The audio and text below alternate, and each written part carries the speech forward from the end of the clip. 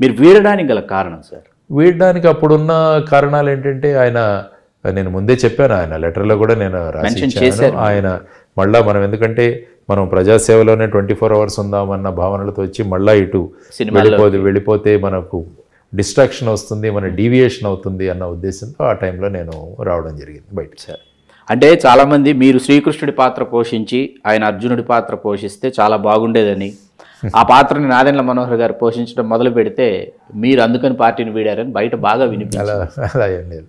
నేను నా రీజన్ ఏంటో ఆయనకు పార్టీ అధ్యక్షుల వారికి లెటర్ రాసి నేను వెళ్ళాను. సార్ అంటే మీరు వైకాపా గెలిచిన వైకాపా అభ్యర్థి ఎంవివి సత్యనారాయణ గారు, అట్లాగే తెలుగుదేశం అభ్యర్థి మతుకుమిల్లి భరత్, ముగ్గురు స్థానికేతరులే. ఆ స్థానికేతరులు అందరూ విశాఖని దాదాపు 1984 తర్వాత అందరూ స్థానికేతరులో పోటీ చేసి విజేతలు కూడా పరాజితులు స్థానికేతరులు అవుతున్న నేపథ్యంలో ఆ స్థానికంగా ఉన్న సామాజిక వర్గాల పరిస్థితి ఏంటి? ఏం లేదు, అది విశాఖపట్నం యొక్క క్వాలిటీ ఆఫ్ పీపుల్కి ఒక చిహ్నం, వాళ్ళ లక్షణం. అంటే వాళ్ళు ఏ విధంగా ఆలోచిస్తారు. ఇప్పుడు ఫర్ ఎగ్జాంపుల్ రిషి సునాక్ ఇప్పుడు పిఎం అయ్యారు, బ్రిటిష్, మరి అతను భారతదేశ సంతతి ఉన్నవాడు కాబట్టి ప్రాక్టీసింగ్ హిందూ, ఇవన్నీ కాకుండా కూడా ఆయన ప్రైమ్ మినిస్టర్ చేశారు. అదేమవుతుందంటే అక్కడున్న ప్రజల యొక్క క్వాలిటీని చూపిస్తుంది. సో ఇప్పుడు విశాఖపట్నం వాళ్ళు ఈ భేదభావాలు ఇవన్నీ కూడా వీఆర్ బియాండ్ దట్ అని చూపిస్తారు వాళ్ళు.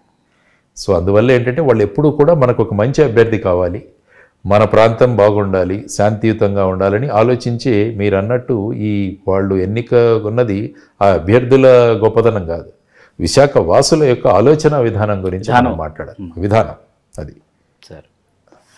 సార్ ఇప్పుడు మీరు సీమ ప్రాంతానికి చెందిన వ్యక్తి, మీ బాల్యం కావచ్చు, మీ విద్యాభ్యాసం కావచ్చు, మీరు వివాహం చేసుకున్నది పూర్తిగా సీమతోనే మీ సంబంధ బాంధవ్యాలు ముడిపడిన నేపథ్యంలో కడప, కర్నూలు, అనంతపురం, మీరు విశాఖ నుంచి ఎందుకు పోటీ చేయాల్సి వచ్చింది? అదే అండి, ఎక్కడైతే చైతన్యవంతులైన వ్యక్తులు ఉంటారో ఆ చైతన్యవంతులైన వ్యక్తులతో పనిచేయడం చాలా సులభం అవుతుంది మనకు. ఎవరైతే వ్యక్తులు ఇవన్నీ వదిలేసి, సామాజిక వర్గాలు ఇవన్నీ సమీకరణాలన్నీ వదిలేసి ఒక మంచి వ్యక్తులు కావాలి, మంచి అభ్యర్థులు కావాలని కోరుకుంటున్న ప్రజలు ఎవరైతే ఉన్నారో ఆ ఆలోచన పరంపర ఉన్న వ్యక్తుల దగ్గర అక్కడికి వెళ్ళి పోటీ చేయడం జరిగింది నేను. ఎందుకంటే నాకు యాక్చువల్గా ఇదర్ విశాఖపట్నం వారు కాకినాడ ఈ రెండింటి నుంచి కంటెస్ట్ చేయమని నేను పార్టీలో జాయిన్ అయిన తర్వాత అడగడం జరిగింది. మీరు అడిగారు? లేదు, అక్కడి నుంచి నాకు చెప్పడం జరిగింది, నాకు ఎక్కడైనా పర్వాలేదన్న. కాబట్టి ఒక 2 days తర్వాత నిర్ణయించడం జరిగింది, మీరు విశాఖపట్నం నుంచి. రాజంపేట కానీ, హిందూపురం కానీ, నంద్యాల కానీ ఇవి రాలా? అలాగే నేనేమన్నానంటే నేను ఎంపీగా కంటెస్ట్ చేయాలనుకున్నంత మాత్రమే చెప్పాను. ఇవి ఎంపీ స్థానాలే సార్, ఇవి ఎంపీ స్థానాలే. కానీ నేను ఒక పర్టికులర్ దీన్ని నేనేమి సెలెక్ట్ చేసుకోలేదు. నేను ఇలా ఉన్నాను, నేను ఎంపీగా కంటెస్ట్ చేద్దాం అనుకున్నామంటే అక్కడ వాళ్ళు నిర్ణయించి ఎక్కడి నుంచి అన్నది నిర్ణయం వాళ్ళకి వదిలేదు. ఆయన అన్నారు, పవన్ కళ్యాణ్ గారు అన్నారు, మీరు ఏదో విశాఖపట్నం వారు కాకినాడ నుంచి కంటెస్ట్ చేయాలంటే చేస్తానండి అన్నారు. కాబట్టి 1 or 2 days తీసుకున్న తర్వాత ఆయన మీరు విశాఖపట్నం నుంచి కంటెస్ట్ చేయండి అన్నారు. వాయిస్ విశాఖపట్నం కూడా, Visakhapatnam in fact it is very very good this thing అని నేను ఖచ్చితంగా అక్కడి నుంచి చేస్తానని నేను చెప్పాను. సరే, ఎందుకంటే గేదెల శ్రీనుబాబు గారని వారిని అభ్యర్థిగా ప్రకటించి వారు మరుసటి రోజే వైకాపాలో వెళ్ళి చేరారు. ఈ రోజు జనసేన అభ్యర్థిగా ఆయన ప్రకటిస్తే వారు మరుసటి రోజే వెళ్ళిపోయి వైకాపాలో చేరిన ఆ నేపథ్యంలో మీ పేరు తెర మీదకి రావడం, మీరు వెంటనే అభ్యర్థిగా మీ ప్రకటన జరగడం అన్నీ చకచకా జరిగిపోయాయి. బ్యాక్గ్రౌండ్ ఇన్ఫర్మేషన్ నాకు పెద్ద వెరిఫై చేసుకోవాల్సిన అంత టైం కూడా లేదు. ఎందుకంటే ఒక జనసేన నాయకుడు, ఇప్పటికీ ఆయన జనసేనలో ఉన్నారు, నేను త్యాగం చేస్తే ఆ స్థానం నుంచి లక్ష్మీనారాయణ గారు పోటీ చేసి ఆయన పార్టీని వీడారని ఇవాళకి ఆయన చెబుతూనే ఉన్నారు ఒక నాయకుడు. అంటే మనం దీన్ని రకరకాలుగా అన్వయించుకునే వాళ్ళు ఉంటారు. కానీ నేను జరిగిన పరిస్థితి అది. ఈ రెండిట్లో మీరు ఏదైనా ఒక దాంట్లో కంటెస్ట్ చేయాలన్నా నేను కంటెస్ట్ చేస్తాను. ఫైనల్గా పార్టీలో ఉన్నప్పుడు పార్టీ అధ్యక్షులు ఫైనల్గా మనం ఏం చెప్తారో దాన్ని మనం చేయాలి. ఆయన మీరు విశాఖపట్నం నుంచి చేయండి అని అన్నారు, చేశాను. ఎవరైనా దాన్ని త్యాగం చేశారంటే ఆ త్యాగం చేసిన వాళ్ళకు కూడా నమస్కారం, వాళ్ళకు కూడా నేను రుణపడి ఉంటాను ఎప్పటికీ. సార్, క్రియాశీలక రాజకీయాల కులం, మతం, వర్గం, డబ్బు ఈ 4 లేకుండా రాజకీయాలు చేసే పరిస్థితి లేని నేపథ్యంలో స్వయంగా రాజకీయ నాయకులే పాలిటిక్స్ చాలా కాస్ట్లీ అయిపోయాయి అంటున్న ఈ అంశాన్ని మీరు ఎట్లా విశ్లేషిస్తారు?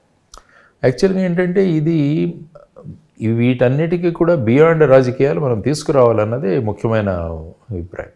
కానీ ఇప్పుడు ఏంటంటే బ్రిటిష్ వాళ్ళు వెళ్ళిపోతూ మనకు నేర్చిపించింది డివైడ్ అండ్ రూల్, విభజించి పాలించు అన్నది వాళ్ళ సిద్ధాంతం. కాబట్టి వాళ్ళకన్నా మనం తెలివితేటలు ఎక్కువ ఉన్నాయి కాబట్టి మనం ఇంకా ఎక్కువగా విభజిస్తున్నాం. కాబట్టి ఈ విభజన అన్నది ఎక్కడో ఆగాలి. కానీ ఏంటంటే ప్రజలకు సెంటిమెంట్స్ తర్వాత వాళ్ళ భావోద్వేగాలను రెచ్చగొడితే ఈజీగా రెచ్చిపోతారు. ఇప్పుడు మొత్తం ఈవెన్ అమెరికన్ ఎలక్షన్స్లో కూడా చూసుకున్న ట్రంప్ చేసిన పని అదే. ఆయన ఏంటంటే ఒక్కొక్క ప్రాంతానికి వెళ్ళి ఆ ప్రాంతంలో ప్రజల యొక్క మానసిక పరిస్థితి తర్వాత వాళ్ళ భావోద్వేగాలు వాళ్ళ సెంటిమెంట్స్ తెలుసుకొని ఆ భాష మాట్లాడాడు. మీరు యాక్చువల్గా ట్రంప్ గెలిచిన అనాలిసిస్ మీరు చదివితే కూడా ఆయనకు కూడా నేను విన్నది ఏంటంటే మన తెలుగు వాళ్ళే ఎవరో ఒక టీము ఆయనకి ఇవన్నీ కూడా ఫీడ్ చేశారు. I think somebody is there, మీరు గూగుల్లో కొడితే తెలుస్తుంది. ఎవరో తెలుగు వాళ్ళే ఈ విధంగా మీరు చేస్తే మీరు విజయం సాధిస్తారు, ఎందుకంటే ఆ అనుభవం మేము ఇక్కడ చూసామని చెప్పారట. కాబట్టి అదే ఆయన ఫాలో అయ్యి అక్కడ గెలిచాడు ఆయన. కాబట్టి ఏంటంటే ఈ విధమైన భావాలు ఏవైతే ఉన్నాయో వీటిని క్రమక్రమంగా మనం తగ్గించాలి. దానికి ముఖ్యంగా నేను ఇంతకుముందు చెప్పినట్టే యువతరం పెద్ద సంఖ్యలో ఉండడం వల్ల అదొక పెద్ద పాజిటివ్ ఫ్యాక్టర్ మనకు భారతదేశానికి ఆర్ మన రాష్ట్రానికి. కాబట్టి ఈ విధమైన ఆలోచనలు చేస్తూ సో ఈ విధమైన ప్రలోభాలకి గురి అవ్వకుండా ఆ విధమైన సిస్టమ్ కనుక మనకు తీసుకురావాలి. ఎలక్షన్ కమిషన్ కూడా చాలా చేయాలి వీటిలలో. ఎలక్షన్ అంటే జస్ట్ ఒక ఈవెంట్ లాగా కాకూడదు. ఎలక్షన్ అంటే ఇది మెయిన్ మన భవిష్యత్తును నిర్ణయించేది. మన ఓటు అన్నది మన భవిష్యత్తును నిర్ణయిస్తుంది.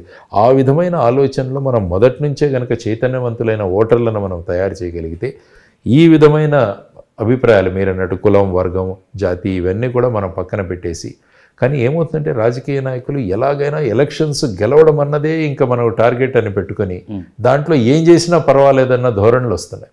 అది మంచిది కాదు ప్రజాస్వామ్యానికి. సార్, తెలుగుదేశం, భాజపా, వైకాపా వీళ్ళల్లో మిమ్మల్ని ఆహ్వానిస్తే మీరు ఎంచుకునే పార్టీ మీరు అసలు చేరాలనుకుంటున్నారా, లేకపోతే జనసేన వాళ్ళు మళ్ళీ పిలిస్తే మీరు వెళ్ళాలనుకుంటున్నారా?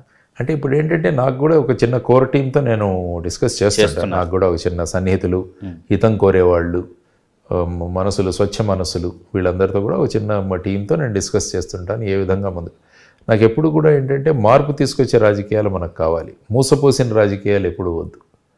ఎలా ఉండాలంటే ఈవెన్ అపోజిషన్లో ఒక మంచి క్యాండిడేట్ ఉంటే అతన్ని కూడా వచ్చి మంత్రి చేయాలి మనం.